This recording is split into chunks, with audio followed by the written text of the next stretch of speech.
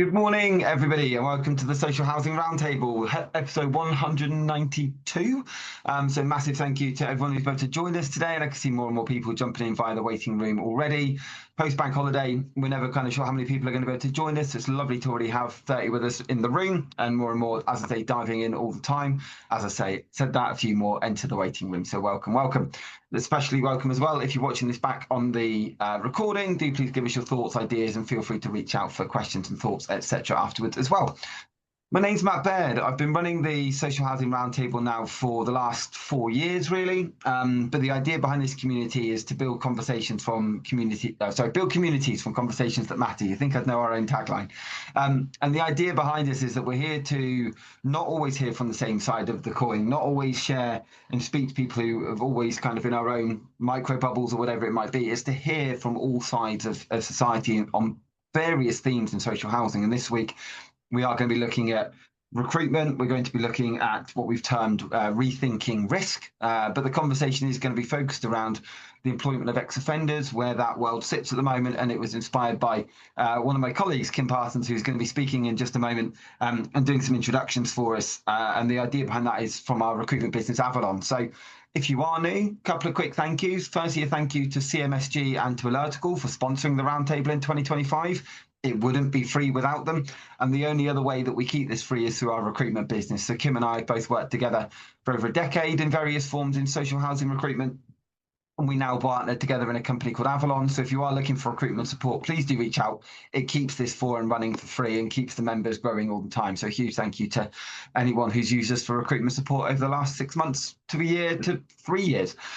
So on to today. I'm going to pass over to our speakers very shortly. To those who've hopefully seen the speaker briefs, etc. for today, we've got 4 speakers with us today. So we're going to start with Kim Parsons. As I say, Kim is someone who I've worked with in recruitment for a number of years. Insight following her recent Spotlight report, and can talk to you a bit about that. We'll then move to David Dunn, the CEO of ReleaseMates, before Paula Harriott, CEO of Unlock, who I noticed has managed to join us, which is wonderful to have you with us, Paula, and then Leah Jeffries, Operations Coordinator at Beam. That will probably take about 25 minutes, half an hour, and then we'll open this into a more open discussion where everyone can share thoughts, ideas, questions, and dive in if they wish to. So a huge welcome to you all, and Kim, I'm going to pass over to you to kick off today's conversation. Perfect. Thank you, Matt. Hi, everyone. As Matt said, my name's Kim Parsons.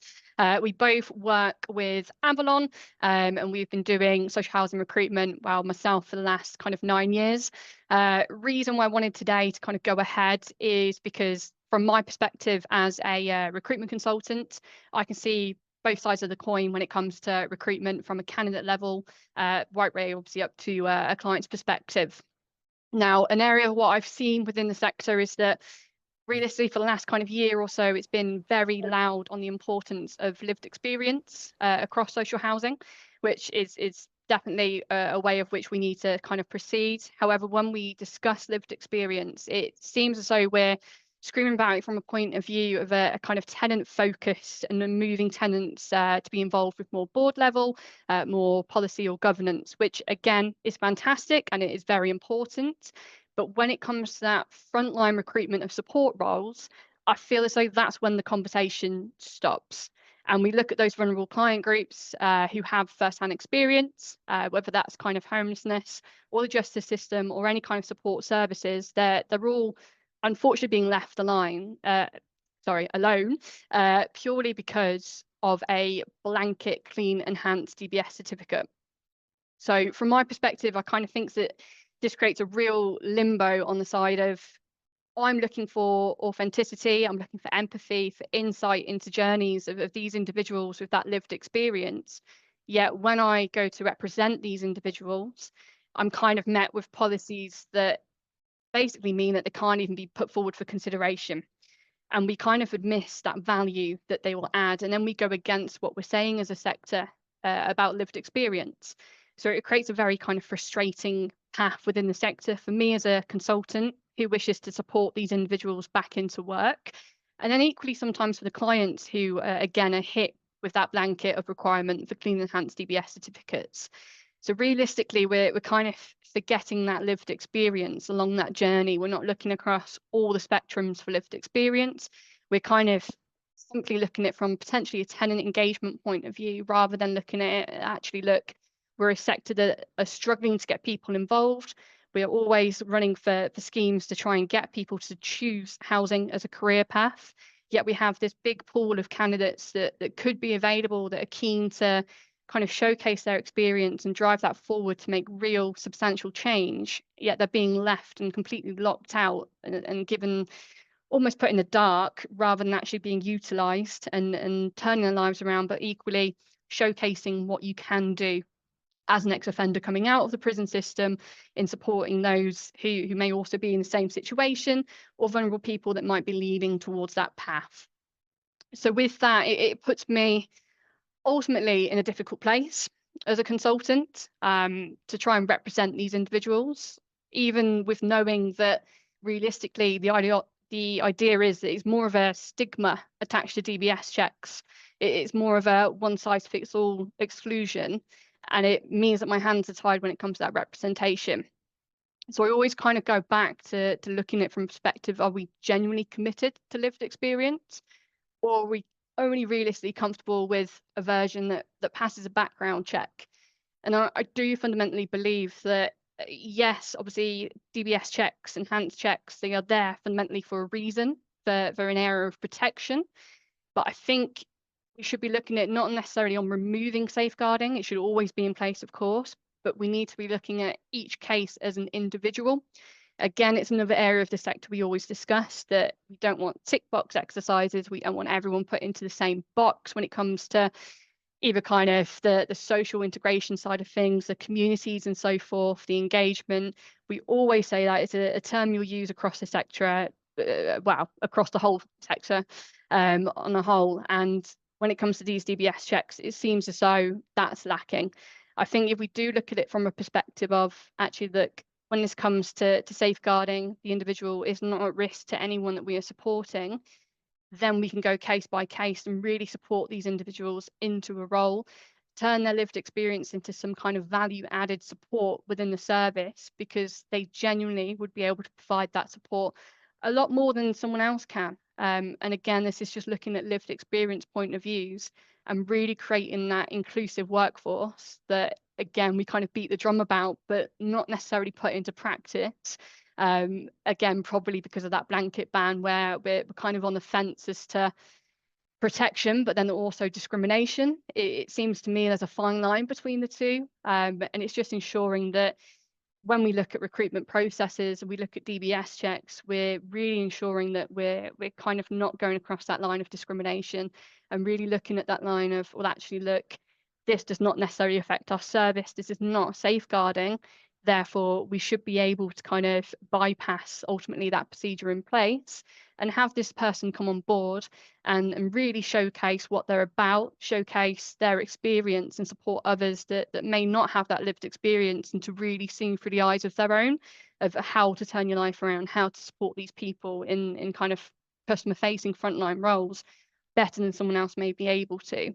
And that's realistically an overview as to why I wanted this to happen. As Matt said, we've got some fantastic speakers lined up as well. These individuals can go more in depth than I can with their lived experience and what they've achieved, which is just, to me, fantastic when I've had these conversations. So I really do just kind of hope that everyone sees this as an educational piece, and something that they can kind of move forward, or maybe have just those conversations with their internal teams as to how they truly look at people's lived experience, their DBS checks, and how they rule people in or out based off that. So yeah, obviously next up, I think we've got David. If you're happy to take the lead from myself, David. Thank you, Kim. Good morning, everyone. My name's David Dunn. I am a prison leaver, I'm an alcoholic, and I'm an addict. So if there's anyone on here who can help me with a Tinder profile, I'd be grateful. I was released from prison in March 2022 after being in prison probably 4 or 5 times those previous 5 years. Upon my release, I was desperate. I'd done a lot of work on myself in custody to address my alcoholism, address my addiction. I'd reached an age whereby I'd recognised there was more to life than what was happening to me and what the situations I was putting myself in.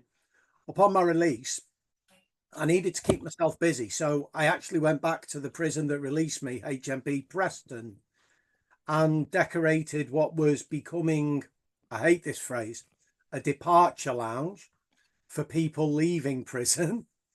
And whilst I was in there, I was just decorating it, and I noticed a lot of people were leaving prison with nothing, no food, no clothes, no toiletries, no idea where they can find accommodation, no idea where they can find the local probation office or a train station.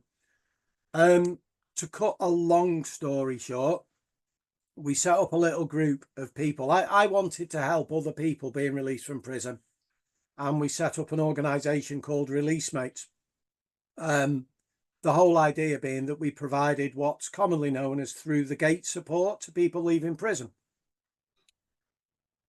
I was put in a difficult position because I was still on licence from prison at the time. So for me to be working with prison leavers or vulnerable adults at that time, it was quite a challenge, and we had to get it approved by probation. I recognised pretty soon that it was becoming popular.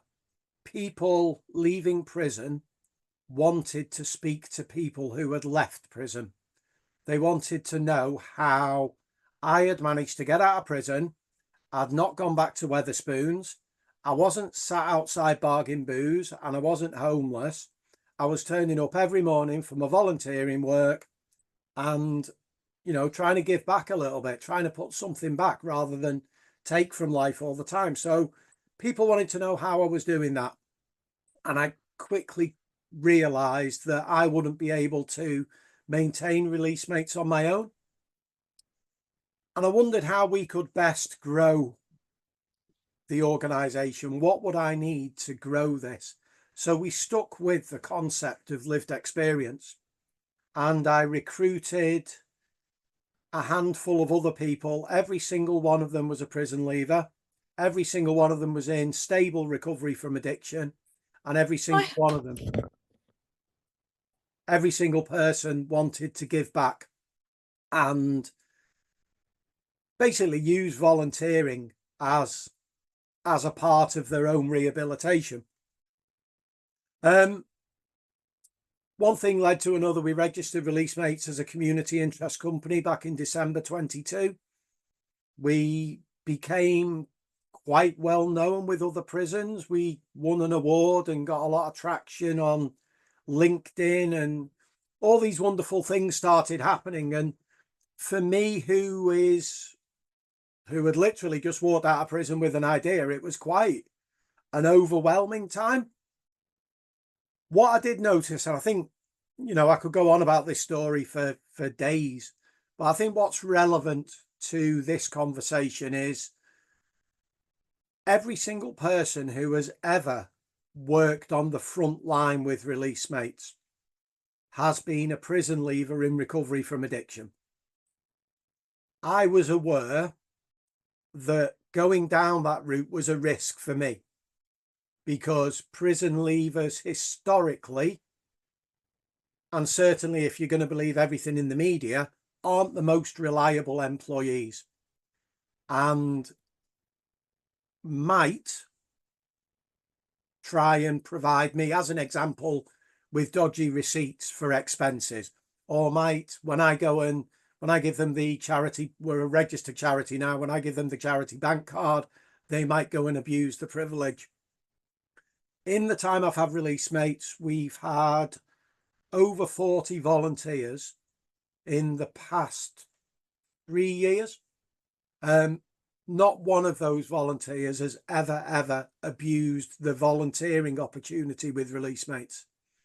Every single person has been remarkably grateful for being given a chance. And what we've been quite fortunate to create is a little community of people who really shouldn't be in the position that we're in. We've managed to create those positions.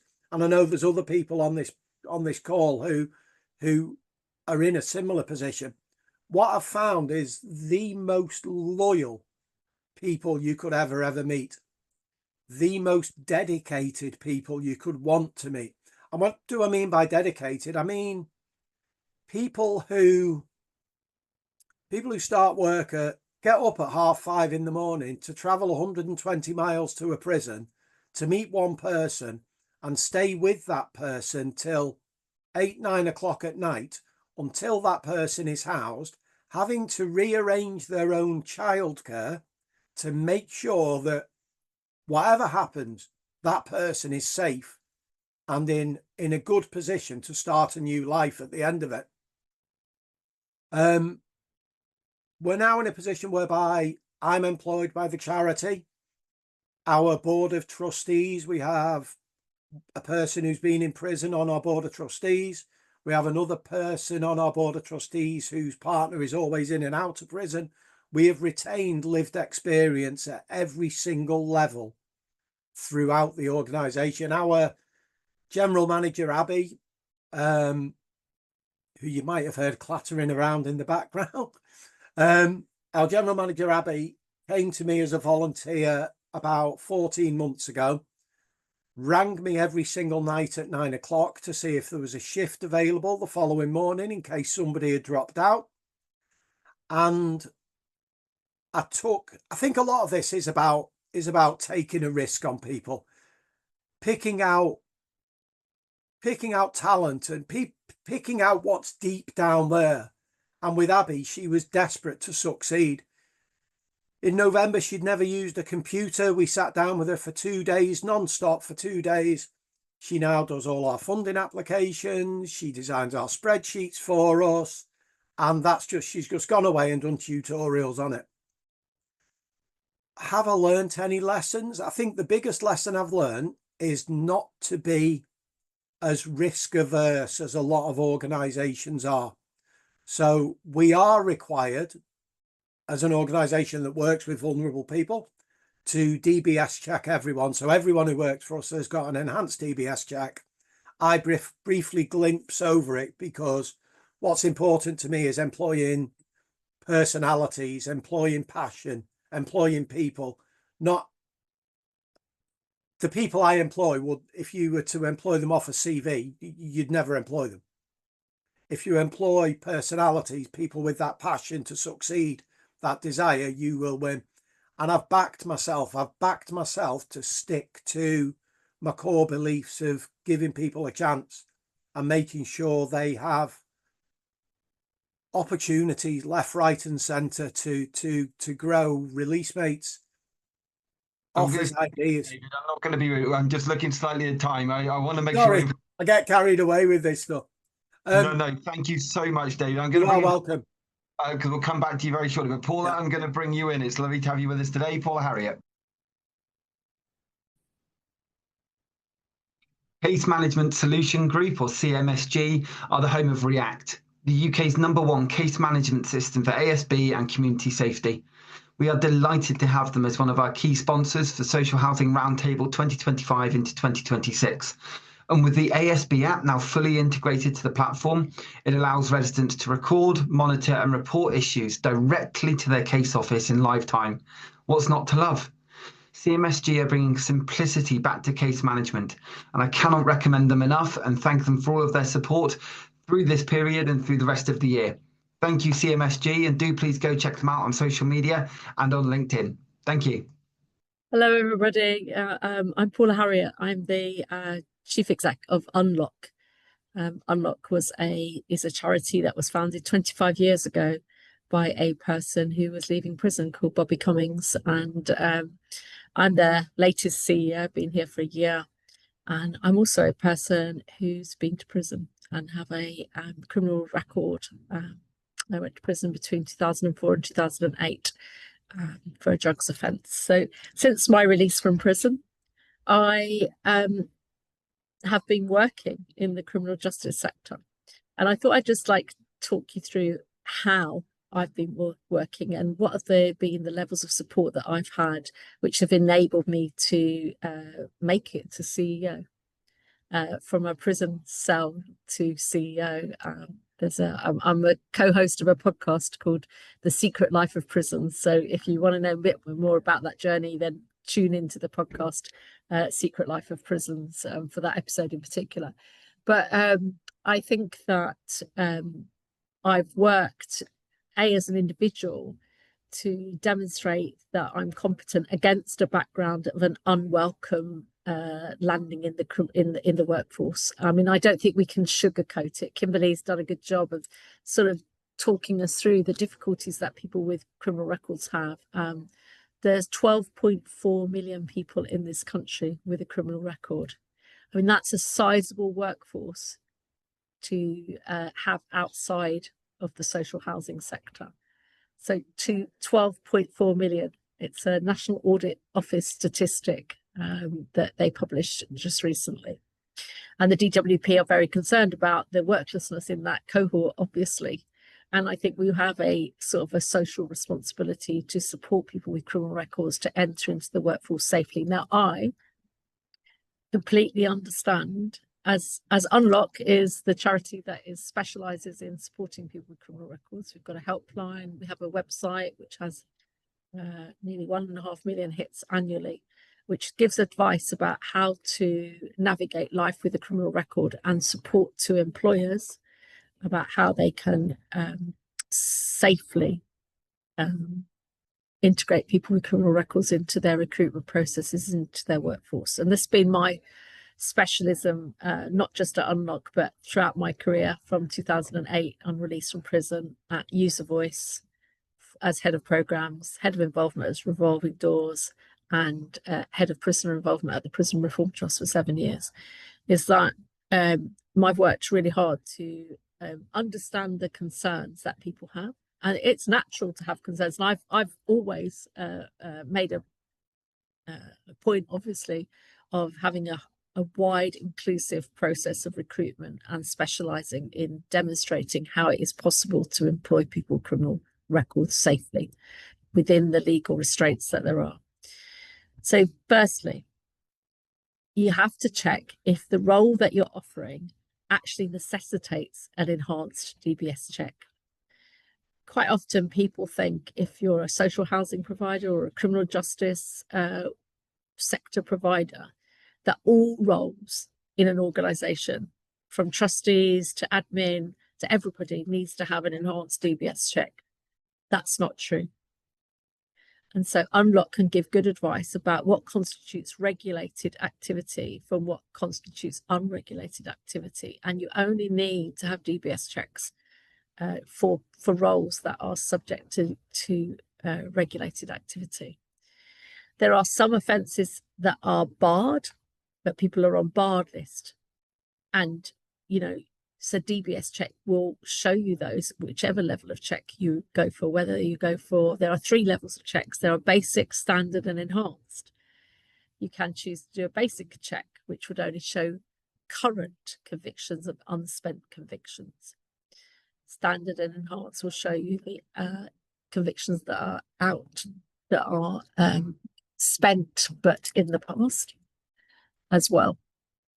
It all depends on the role. And you need to be really, there are actually the DBS checking service doesn't really tell you the right advice sometimes, but you can go onto the Unlock website, you can put a role into our checker, and you can find out if that role actually merits the right level of checks. So there are lots of ineligible checks that are being done. And then what happens to people with criminal records is that as soon as they see on an advert that DBS checks are being done, they quite often self-exclude from the process. Because to go through the process and to be knocked back, it's really, really like embarrassing. And because you wouldn't want the rejection, you just self-exclude. And I know Kimberly and I have had some conversations about people who've done that and how she deals with people not wanting to disclose their criminal record. It's embarrassing to have a criminal record. That's the bottom line. And so it has to be handled very sensitively. So firstly, don't do ineligible checks. Do some work internally as an organisation, and Unlock can help with this, around how do you streamline your recruitment process. That encourages people with criminal records to come into the process, but you retain the safeguards that you might need in order to check people's suitability and appropriateness for the role. Now, it's not every role where a criminal record should disbar a person from working. Otherwise, I wouldn't have a job, and I wouldn't have had a job since I came to prison with a serious drugs conviction. These things have to be done with sensitivity and with, I suppose, an acute understanding of what recidivism looks like, what recovery looks like. And David's talked about, he uses his intuition as a person with lived experience. But there are strategies you can use. In my employment practice, I don't do risk assessments, I do inclusion assessments. I ask people what it is I could do to make sure that we mitigate the risk of your offence to work safely in the work that we do. What is it? How long have you been in, for instance, a drugs conviction? How long have you been in recovery? What are the support networks that you have now? What's your take now on the offence now as to when it was current in your life? You know, there are ways in which you can HR can tackle understanding risk. They can become more adept at reading risk. They can get advice from criminal justice charities about understanding how to work with risk. They can do the mitigations. They can do the general support, HR support to an individual in the workplace to help them retain their role. And this is the work that over my career I've actually specialised in. How do we prepare workplaces to take people with criminal records so they don't feel isolated? There is also not just how does the person with the criminal record fit in, how do we build culturally diverse workplaces where a person with a criminal record won't feel constantly ashamed or won't be constantly being asked to talk about it? You know, as a shorthand, they have to live in that identity. What do we do about gossip in the workplace when somebody's criminal record comes to light? How do HR deal with this with dignity at work policies that step back to that and talk back to that? And there's a piece of work around ban the box, not asking people to disclose their criminal records up front, but there's also work culturally to build awareness that there are 12.4 million people in this country with a criminal record. And somebody in your workplace probably does have a criminal record but hasn't disclosed it. Or somebody has some family member who's got a criminal record who hasn't disclosed it. How do we normalise conversations about integrating people with criminal records? How do we, as HR teams, become more confident about reading risk, knowing which offences are problematic from which aren't? How do we make genuine assessments about people's recovery based on longevity, whether it's a spent conviction? We should give people fair chances for spent convictions. The Rehabilitation of Offenders Act asks us to do that, demands that we do that, in fact. So I'd just say fair chances, build the mechanisms, get more confident about risk, and seek advice from people in the know, not just Unlock, but across the board when you want to enter into that journey. Thank you very, very much. Leah, I'm going to bring you in before we move it to a more open discussion. I can see some really good points coming through the chat as well. But Leah, thanks for being patient. It's lovely to have you with us. No worries. Thanks so much. First of all, just thank you so much for inviting me and giving me this opportunity to speak, introduce myself, tell a bit of my story and talk about Beam, the wonderful company that I work for. So my name's Leah Jeffries. I'm from Doncaster. I am a prison leaver. In fact, I've actually got 6 weeks left of my licence and then my sentence is done. And I can't tell you how much I can't wait to book a bloody holiday. That's my main thing at the minute, is I need a bloody holiday. But so I was sentenced to 20 months in prison, February 2024. And at the moment, I'm an operations coordinator for a company called Beam. I come about this company whilst I was inside. I was pretty much forced to do a course that I didn't want to do. I didn't know anything about it. And I made a bit of a fuss about it. And I was like, I'm not doing it. I don't know anything about it. No one's asked me if I want to do this. Anyway, I started the course. It was by far the best thing that's ever happened to me. It was an 8-week course of training to become a caseworker for the company. You learn about employability skills, like non-biased judgment, personality types. You learn about mental health types, housing, benefit systems. You learn all kinds of different tools that you would need if you was to become a caseworker. Then a lot of it is about employability skills, CVs, interview skills and things like that. And I was able to do an interview for the role of a caseworker for Beam.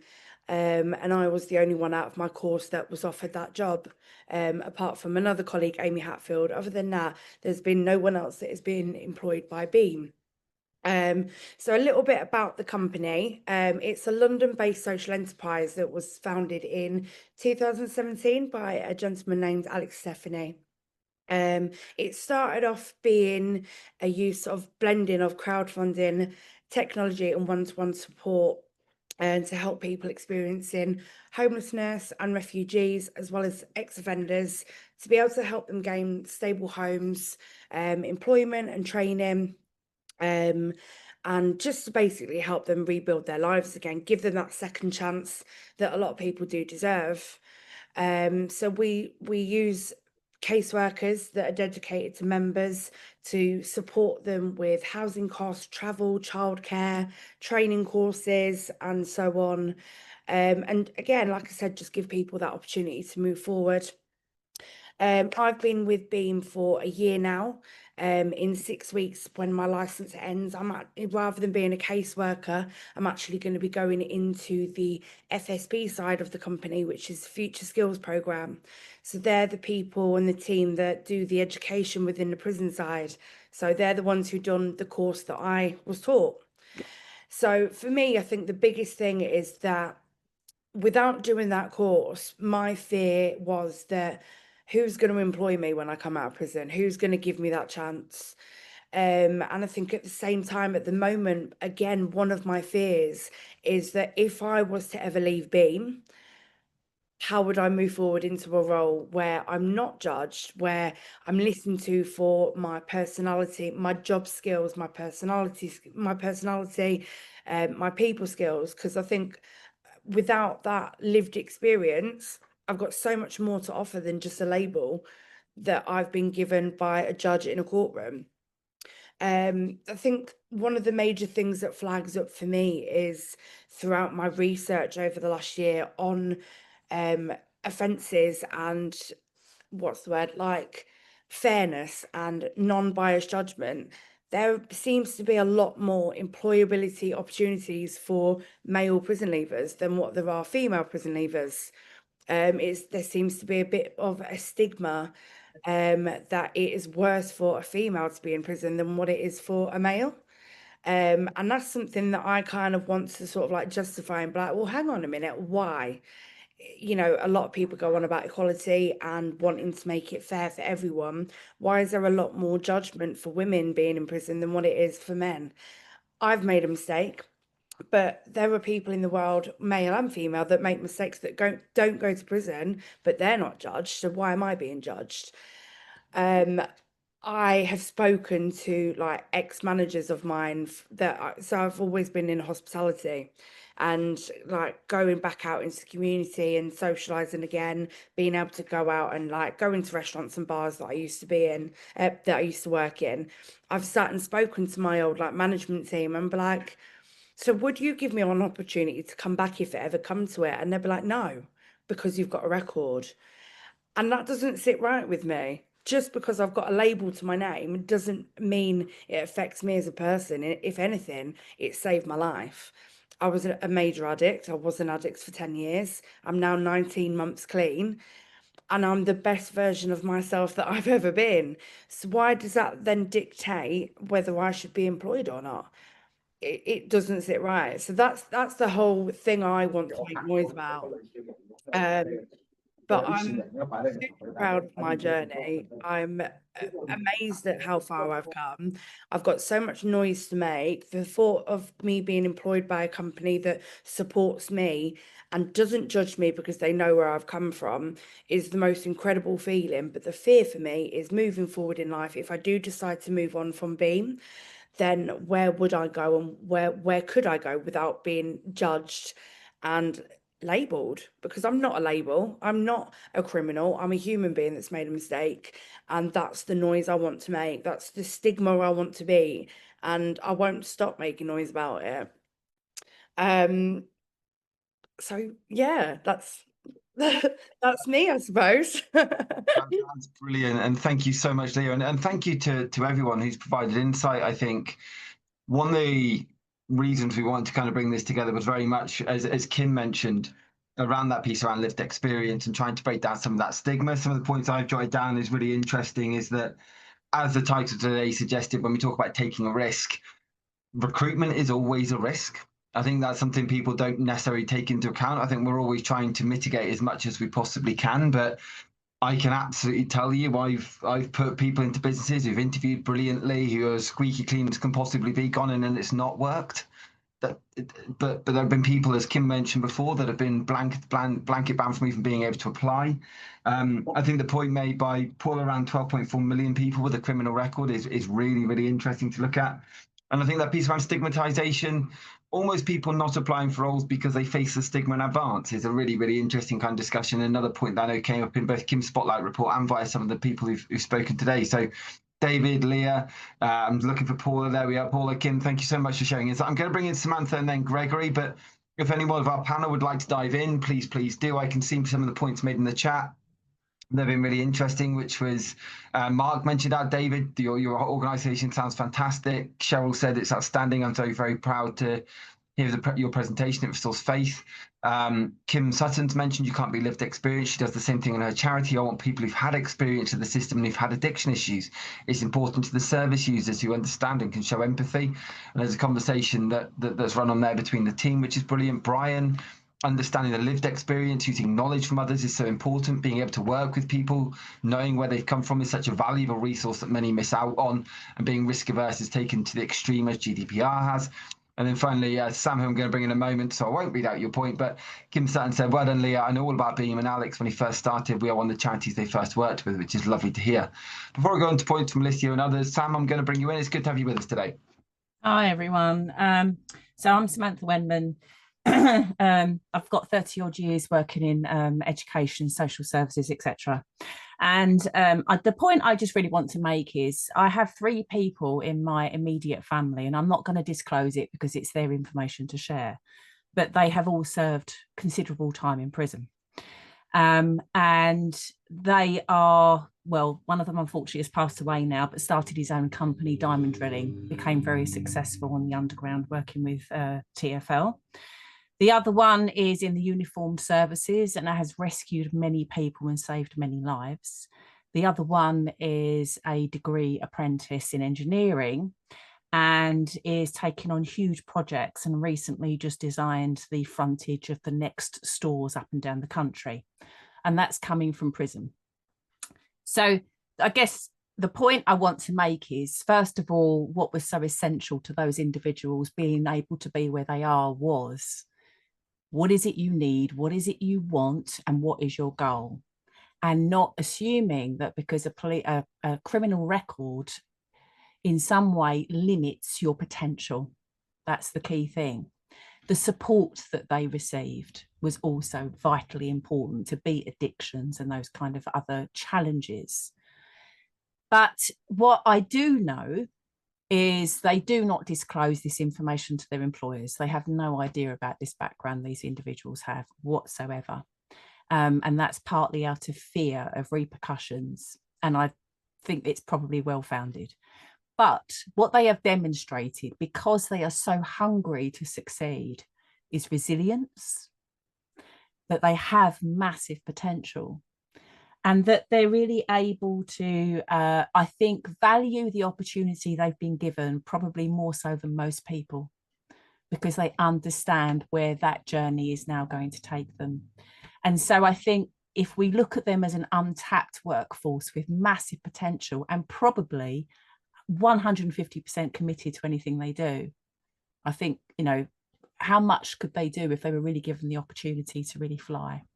So I would say to anyone in recruitment, look again at this individual and their potential, as opposed to the label that they unfortunately are given by society, because you can end up in prison as a woman for something very, very low key.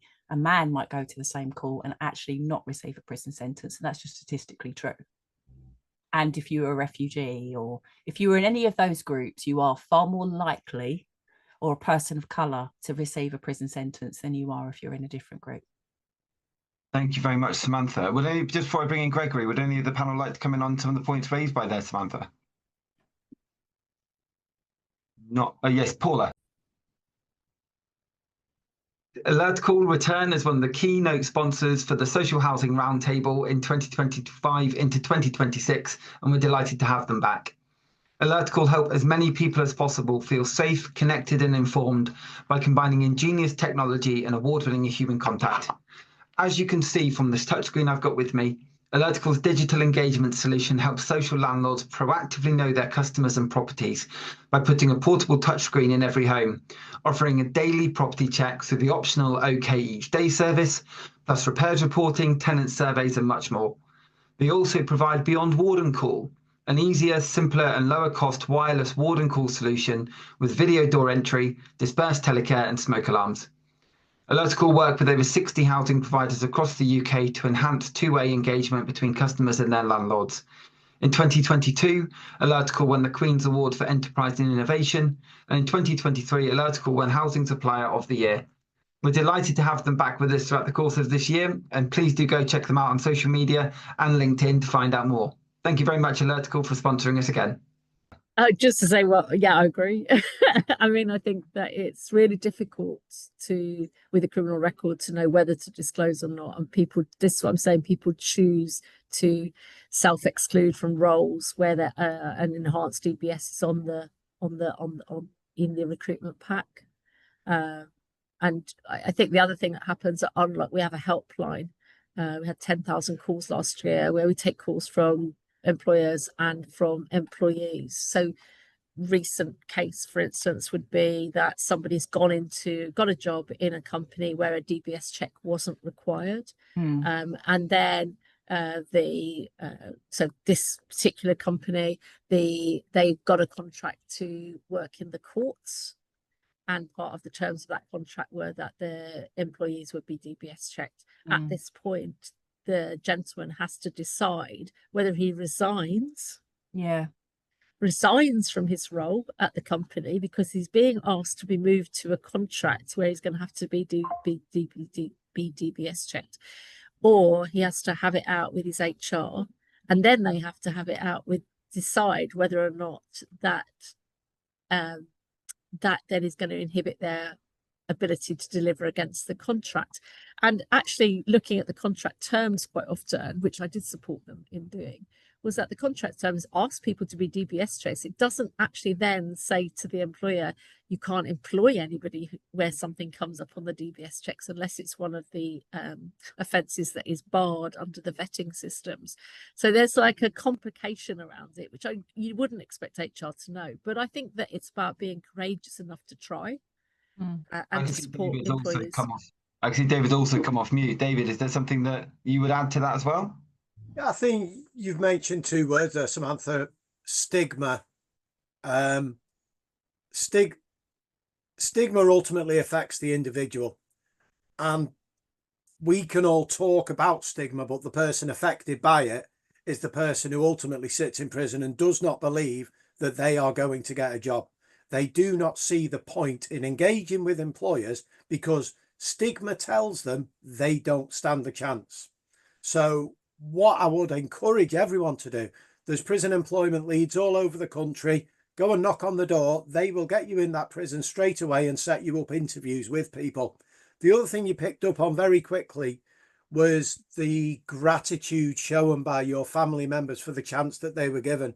And I think that came over really well when Leah spoke as well. The gratitude that I have for what Release Mates gives me, what Paula has for what Unlock gives her, and what quite clearly Leah has, that gratitude for me brings about a better employee, someone who's always trying to repay the gratitude. Thank you very much. Gregory, I'll bring you in.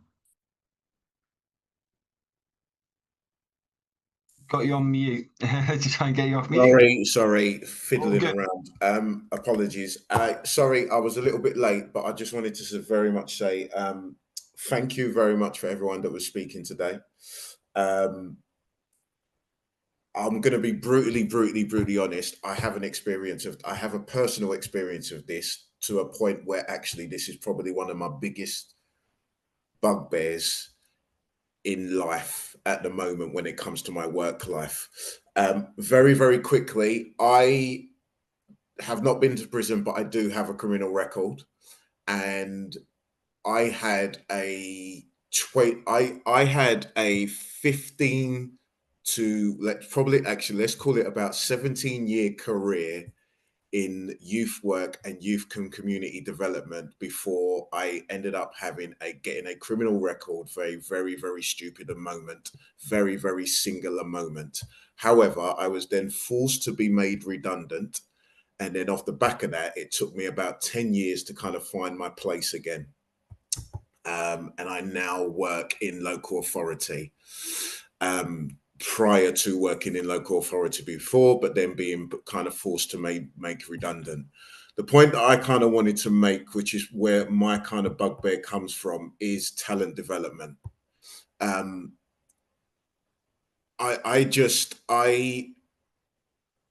personally feel, and very, very strongly feel, that particularly in the public sector, that the idea of talent, like there is no function for talent development in the public sector. And there is no function for really, really good, inclusive recruitment that understands the concept of looking for talent that brings businesses and corporations and public sector organizations into the future, as opposed to, let me look for someone that has this degree, or let me look for someone who has been in this university, or let me look for someone who has basically done this job.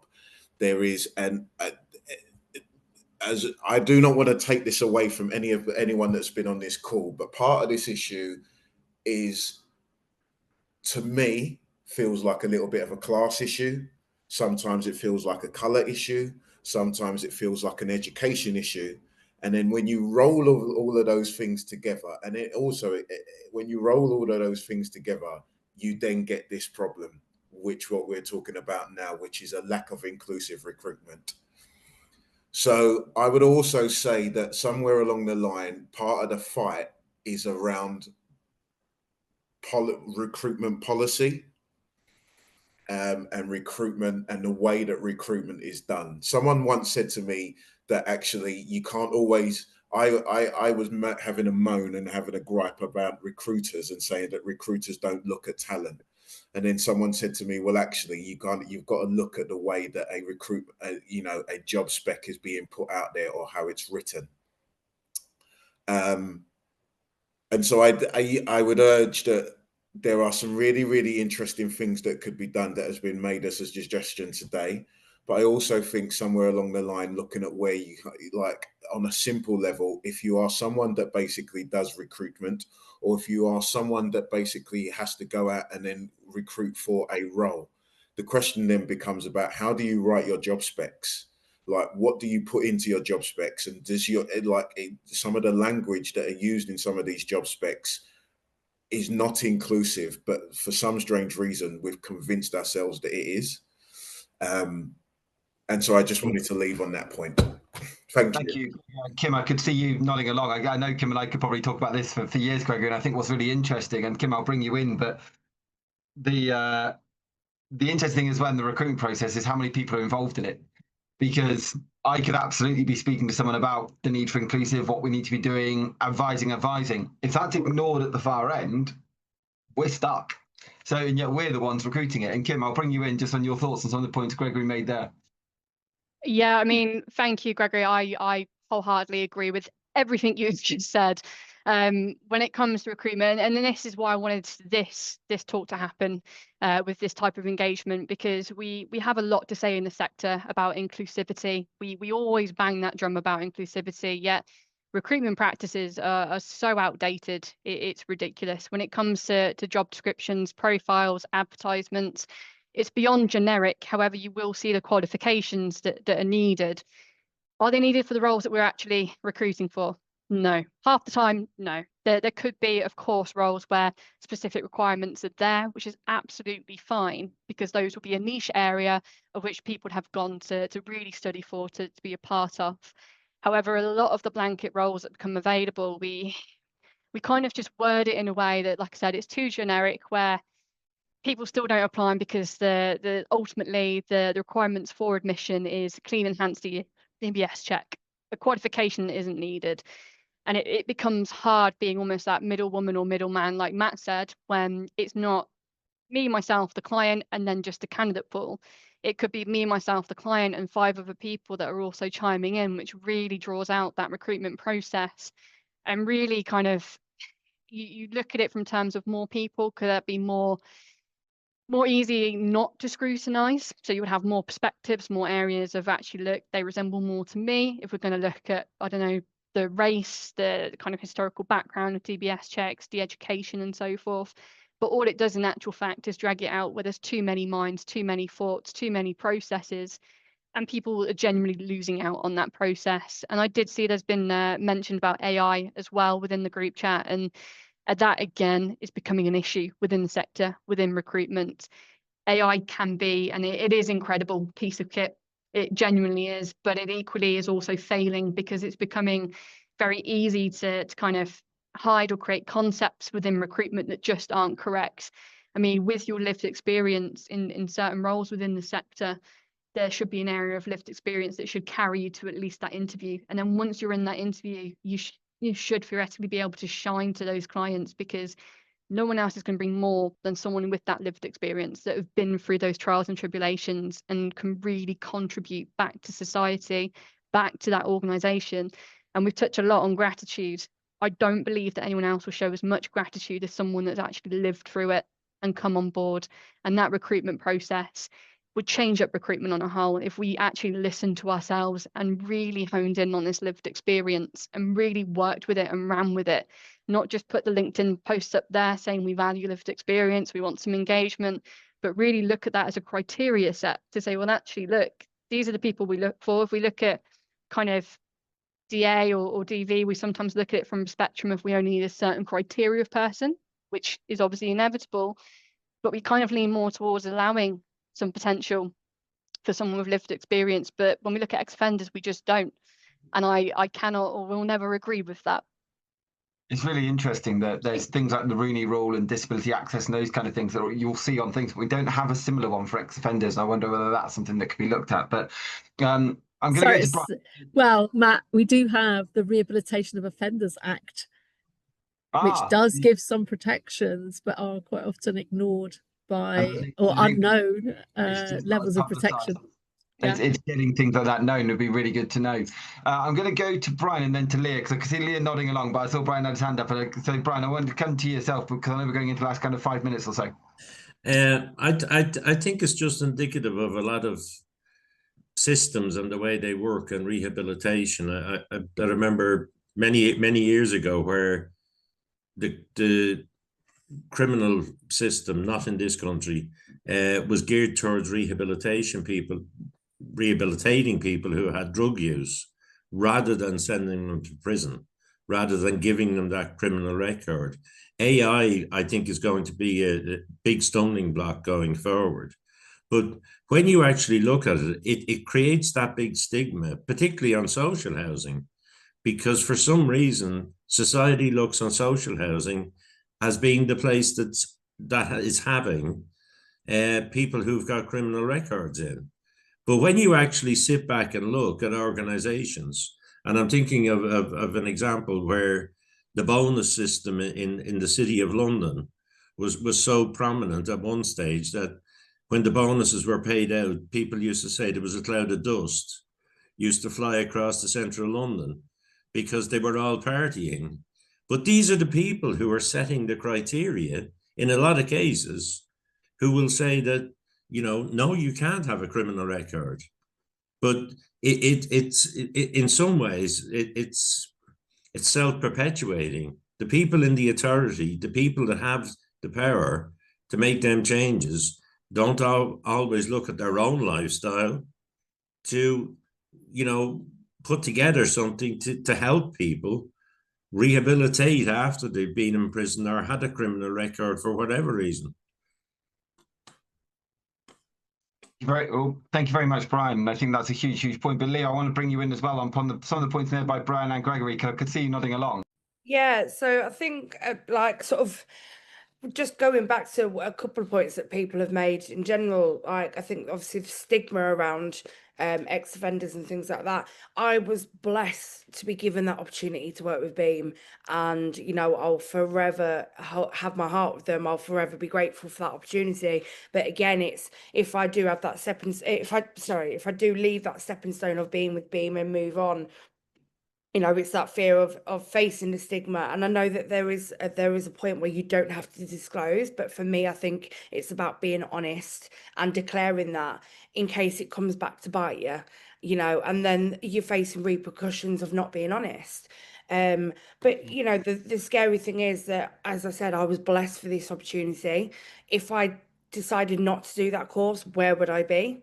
There are women that I was in prison with that I still speak to now, that I'm in contact with, that are back in and out, because they face that stigma of being a woman with a criminal record and are finding it impossible to find work. And because they're finding it impossible to find work, they're in a bit of a loop where it's a repeating story. They're going back to prison because they feel lost, they feel rejected, so they turn back to their old lifestyle. And it's how do we make it so it's more of an acceptable thing for a woman to have a criminal record, where it seems more okay for a male to have it and not a female.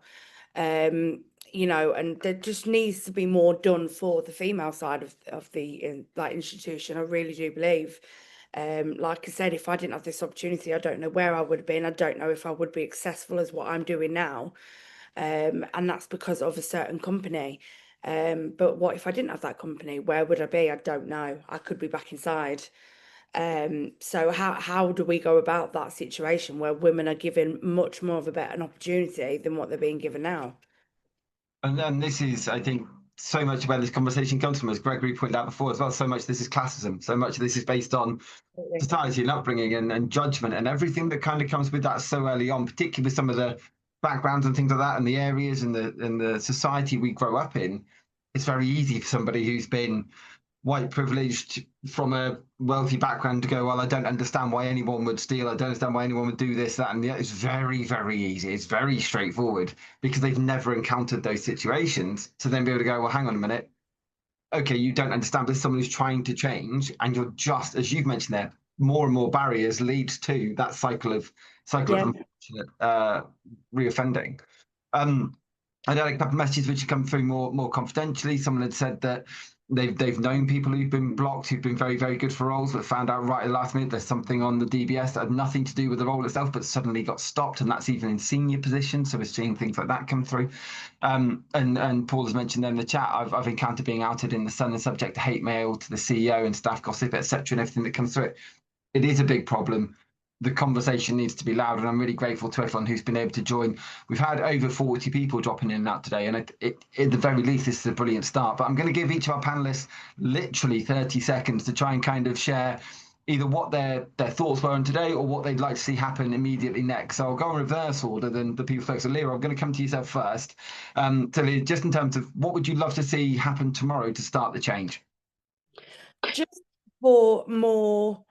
for less stigma, more opportunity, more acceptance for not just women, but for people of different classes. So race, colour, religion.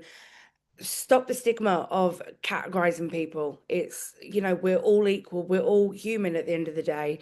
And that's what I believe in. I believe we all deserve a chance. We all deserve a second chance. If we fight to prove ourselves and give ourselves that opportunity to be better, then why should we be cut down? You know, I think if we're proving ourselves, we deserve that opportunity, no matter where we are, where we come from, or who we are. Thank you very much, Leah. Paula? Oh, you're on mute at the minute, that's all. All right. Well said, Leah.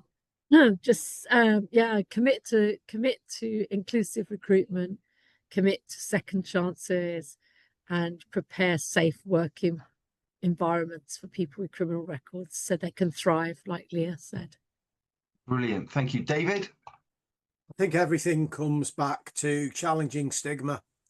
and how we challenge stigma. Be brave. I challenge people on this call to get in touch with prison employment leads at their local prison today and arrange something, get on the ground and actually put action in on the back of this, because it's only by actions that that stigma will be broken, nothing else. Wonderful. And finally, Kim, who helped organise today, over to you for the final words. I think to me, obviously, action comes with firstly speaking. And I think today was a great kind of chance for everyone to be educated on people's history, the DBS checks, what it stands for, what it means. So I think ultimately, me and Leah had a conversation beforehand, and she mentioned about being loud, creating chaos, but in a good way, good chaos. I think that's a way to kind of tackle this. Have that good chaos to beat the stigma, be inclusive, really align your values with your own in your organisations, ensure that best practices are put forward, risk adverse, making sure you're getting the right people in the right places, and ultimately, the sector will become a better place for all. Amazing. Thank you so much to all of our speakers today. Couldn't thank you enough. We do this session. We run the Social Housing Roundtable every Tuesday at 11 o'clock. So if you are new, a massive welcome to the community. The link you've got will work every week, and we'll be back next week. But for now, a huge thank you to everyone who joined us, and we look forward to seeing you all in the near future. Thank you all again.